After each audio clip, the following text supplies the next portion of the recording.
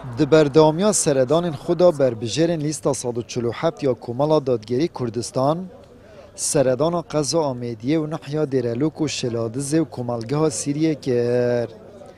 خلک دور جیب گرموگوری و پشوازی لکر و پشتوانیا خوب و لیستا 147 دیار کر اپراستی سوپاسیاکا گرم یا خلک دور سیریه و شلادزه و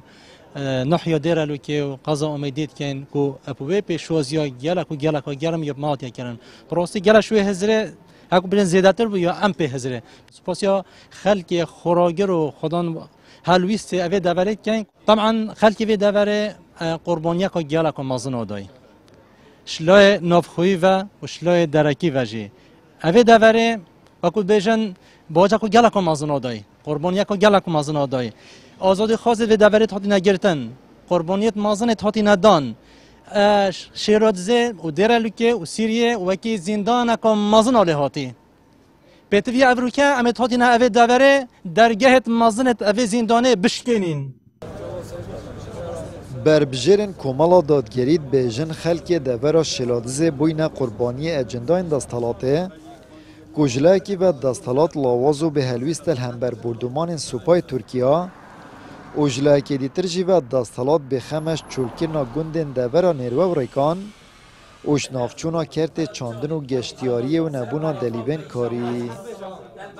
ابراستی اف دوره یا مظلومه رخی اکود بیشن طب باران کرنا ترکیه سپای ترکیه و شر پککی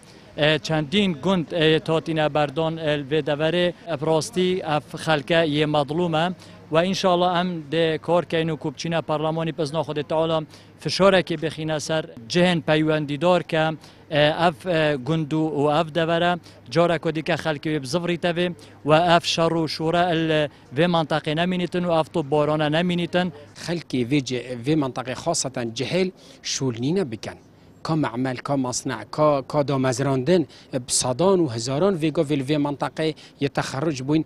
دامنین بکن تعیینات نین بکن چند بطال مدرسه نبرین سید وین بخوشول کن شولینه دلیوت کارینین نشم چنه سر وارو گندید خو والفيري جید بشولن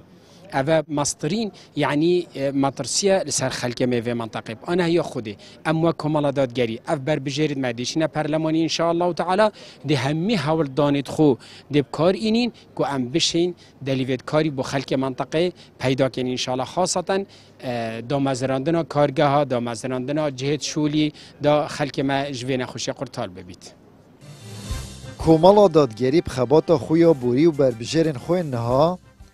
هیویه که گشه بو خلک هرما کردستان بگشتی و دورا بادینام تایبتی لو ما خلک قضا آمیدیه و دورا شلادز جی پشتوانیا خوب و لیستا پرتقالیا جماره 147 دو پاد کن آمد بریفکانی کانال آسمانی پیام ناحیه شلادزه